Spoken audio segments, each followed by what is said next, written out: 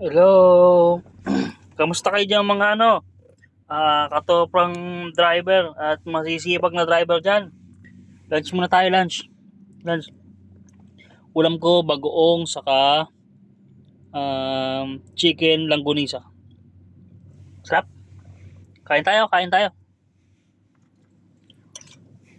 Sarap.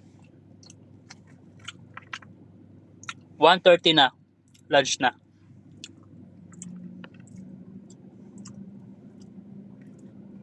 Habang may meeting si boss, kain muna tayo.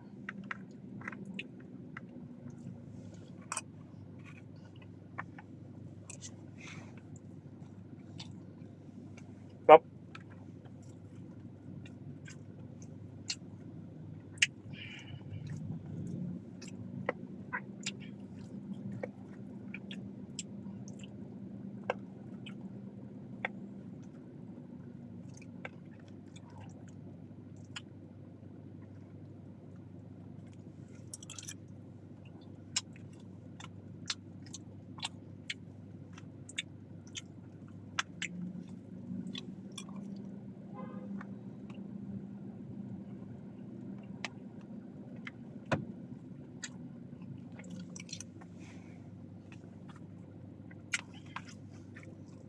Kain ako. Habang may meeting si boss.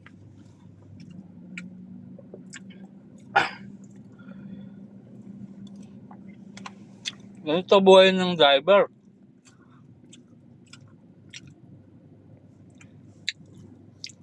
Baon na ako kasi, guys.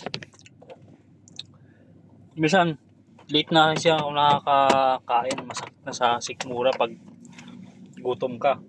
Ay ipasang ka. So, ginagawa ko, nagluluto ako doon sa bahay nila boss. Ang babaunin ko. Total, may pagkain naman doon. Magluluto ako ng kahit itlog. Okay na yun, itlog, hotdog, pwede na. Basta hindi ka lang malipasan ng oras sa pagkain.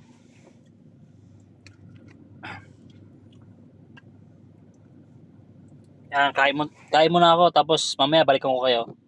You guys. Yan guys, tapos na ako kumain. Thank you Lord.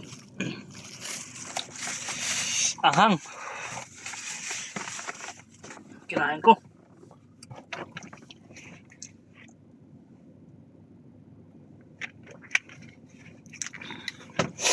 Tapos kumain. Inom naman ako ng maintenance ko.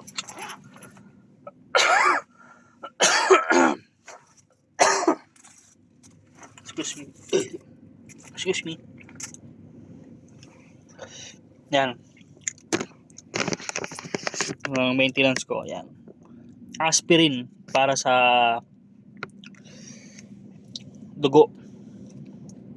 Para hindi lumapot ba o lumubdab na. Hindi ko alam ah. Ito yung bigay sa akin ng doc eh.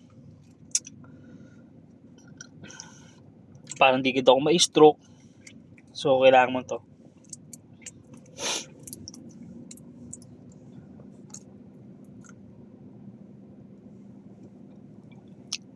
Datang toothpick, ito na lang.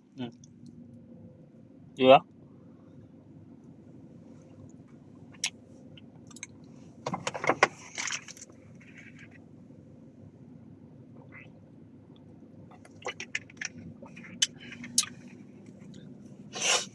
Siguro nagsimula ako ng maintenance mga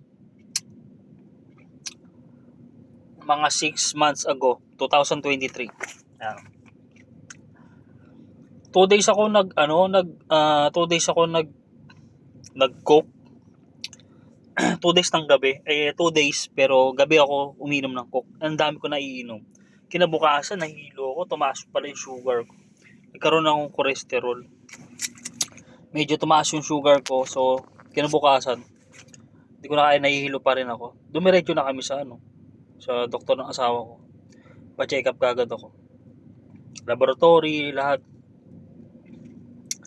Exam, dugo, cholesterol, sugar.